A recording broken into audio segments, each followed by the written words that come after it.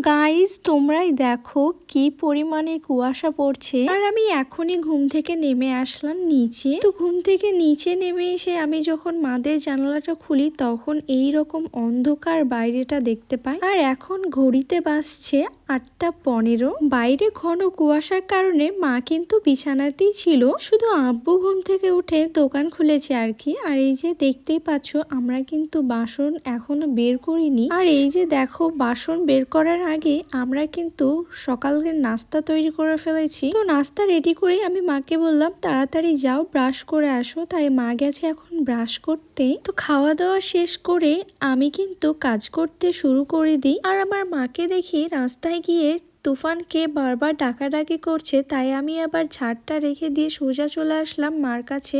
মানে মার কাছে যাইনি, দূর থেকে মাকে জিজ্ঞেস করলাম কি হয়েছে। তো মা বলছে তুফানকে খুঁজে পাচ্ছি না, মনে হয় যাদের বাড়িতে কিনেছি তাদের বাড়ি চলে গেছে।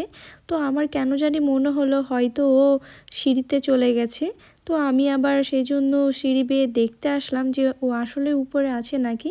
তো আমি দেখতে যাচ্ছিলাম ভাইয়ার ঘরের দিকে, তারপরে মনে হলো যে না আগে উপরে সিঁড়িটা দেখে আসি।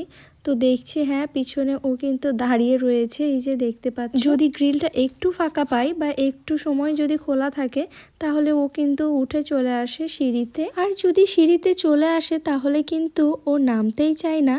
আর কোনো সময় ওকে যদি ধরতে যায় তাহলে ও কোনো সময় কিন্তু ধরা দেয় না, সব সময় পিছনের দিকে পালিয়ে যায়।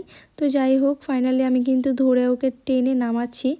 আর নামাতেও আমার কিন্তু অনেক কষ্ট হচ্ছিল, অনেক জোর করে ও দাঁড়িয়ে থাকছিল আর আমাকে টেনে টেনে অনেক কষ্ট করে নামাতে হচ্ছিল।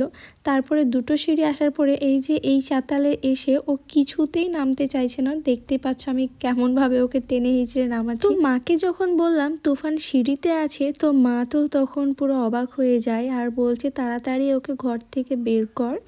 তারপরে আমি ওকে বের করে দিই আর আমি শুরু করে দিই আমার আবার ঝাড় দেওয়ার কাজটা। তো চলো আজকের মতো ওই পর্যন্ত, দেখা হচ্ছে পরের ব্লগে। টাটা বাই বাই অ্যান্ড আল্লাহ হাফেজ।